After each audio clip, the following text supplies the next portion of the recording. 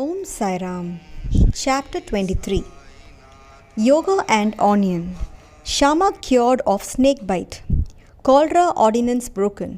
Ordeal of Guru Bhakti. Preliminary.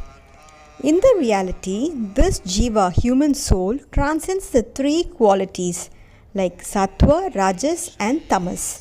But being deluded by Maya, he forgets his nature, which is pure consciousness, knowledge, bliss, and thinks that he is the doer and thus entangles himself in endless miseries and does not know the way of deliverance.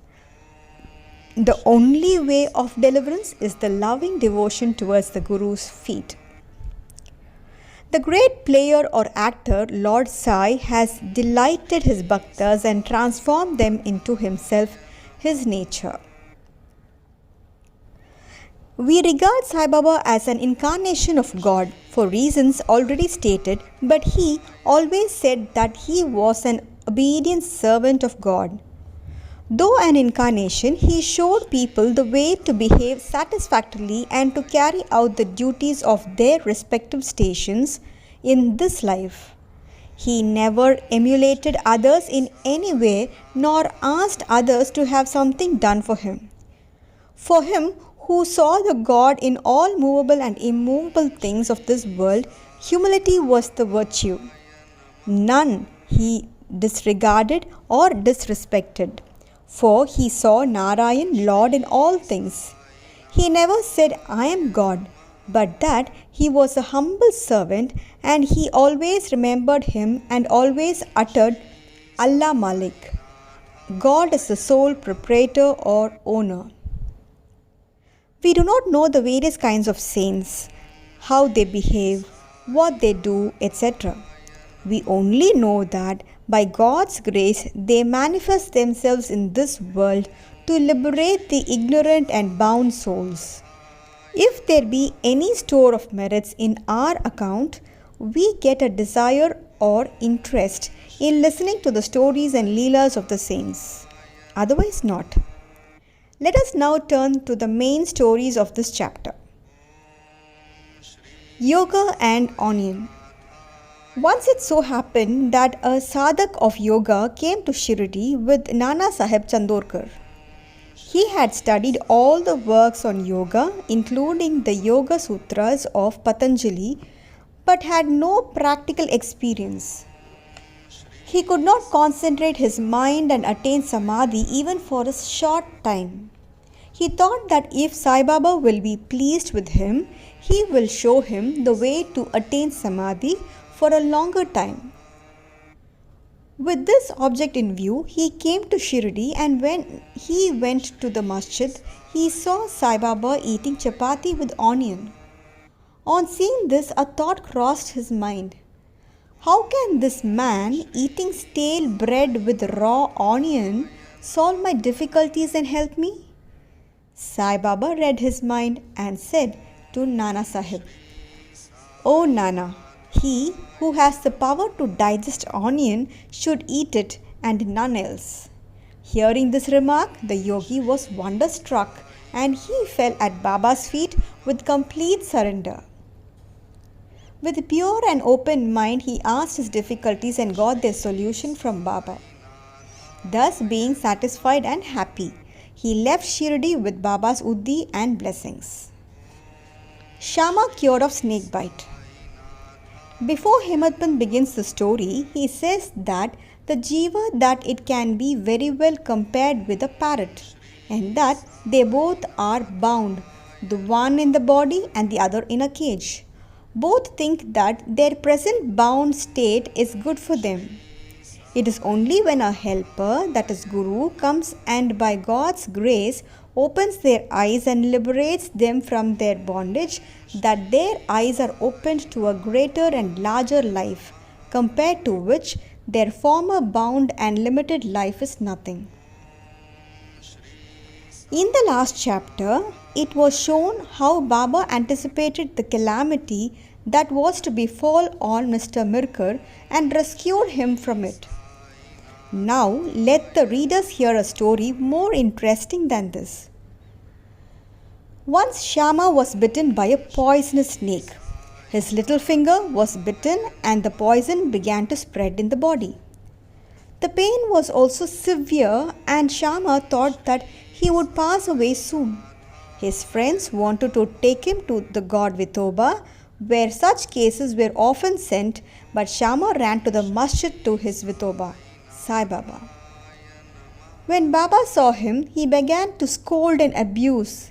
He got enraged and said, "Oh, Ville Baturdia, do not climb up. Beware if you do so." And then Shama was greatly puzzled and disappointed. He thought that the masjid was his home and Sai Baba his sole refuge. But if he was driven away like this, where should he go?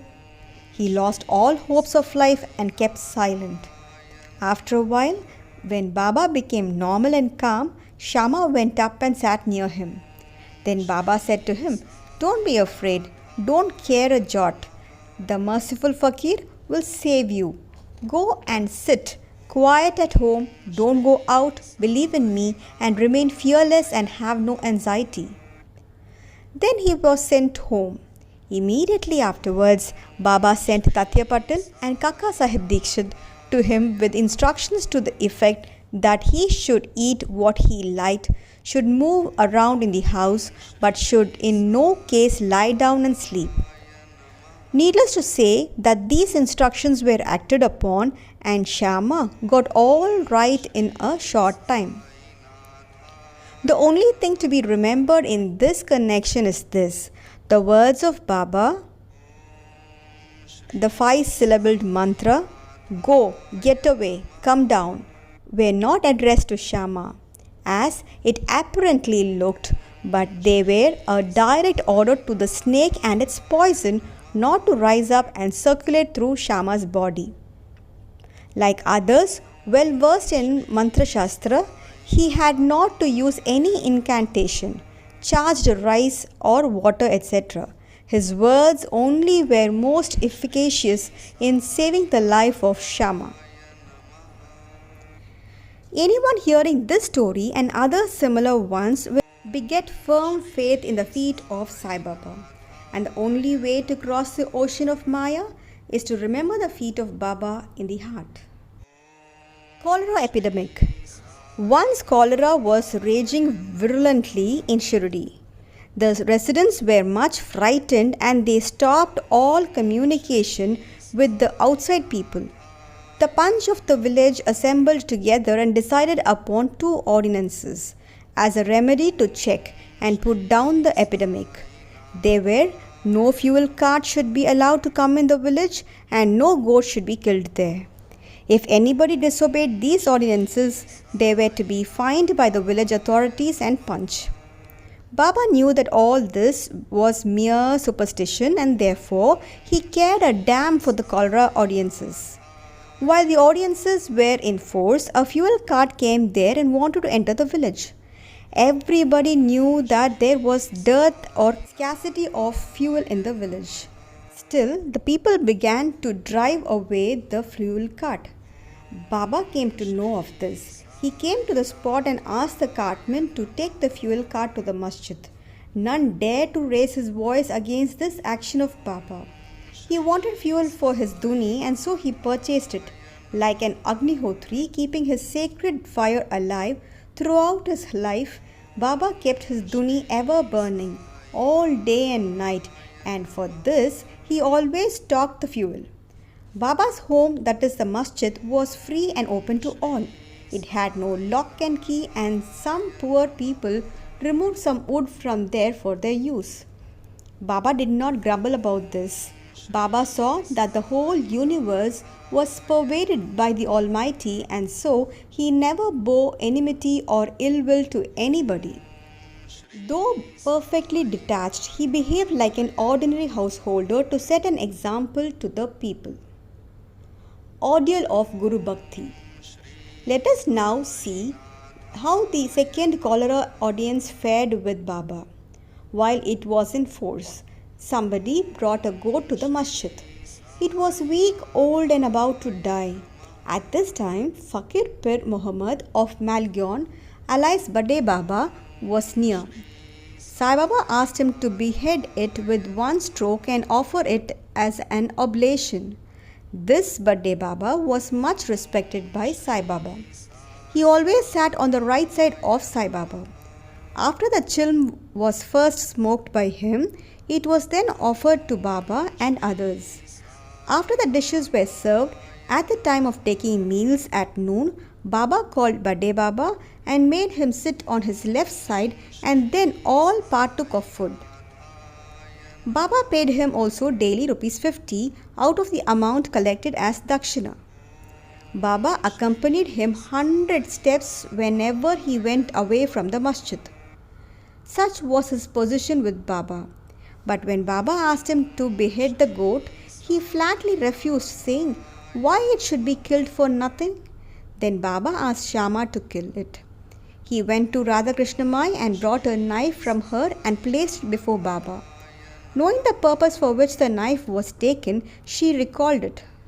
Then Shama went to bring another knife but stayed in the Vada and did not return soon. Then came the turn of Kaka Sahib Dikshit. He was gold, no doubt, but had to be tested. Baba asked him to get a knife and kill the goat. He went to the Sate's Vada and returned with a knife. He was ready to kill it at Baba's bidding. He was born in a pure Brahmin family and never in his life knew killing. Though quite averse to do any act of violence, still he made himself bold to kill the goat.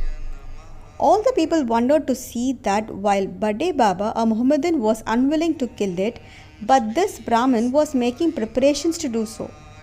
He tightened his dhotar and with a semicircular motion raised his hand with the knife and looked at Baba for the final signal. Baba said, "What are you thinking of? Go on, strike." Then when the hand was just about to come down, Baba said, "Stop. How cruel you are. Being a Brahmin, you are killing a goat." Kaka Sahib obeyed and kept the knife down and said to Baba, "Your word is law unto us. We do not know any other ordinance. We remember you always, meditate on your form and obey you day and night. We do not know or consider whether it is right or wrong to kill. We do not want to reason or discuss things, but implicit and prompt compliance with Guru's orders is our duty and dharma." Then Baba said to Kaka Sahib that he would himself do the offering and killing business. It was settled that the goat should be disposed of near a place called Takia, where fakirs used to sit. Then when the goat was being taken to that place, it fell dead on the way. Hemant Pant closes the chapter with a classification of disciples. He says that they are of three kinds. First, the best. Second, or average. And third, or ordinary.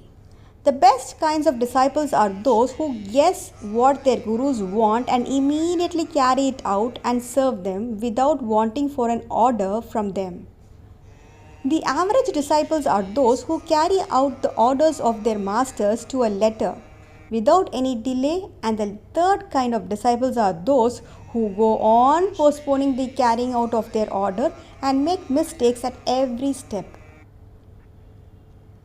The disciples should have firm faith backed up by intelligence, and if they add patience to these, their spiritual goal will not be distant. Control of breath, ingoing and outgoing, or hatha yoga or other difficult practices are not at all necessary. When the disciples get the above mentioned qualities, they become ready for further instructions, and the masters then appear and lead them on in their spiritual path to perfection. In the next chapter, we will deal with Baba's interesting wit and humor. Bow to Shri Sai. Peace be to all.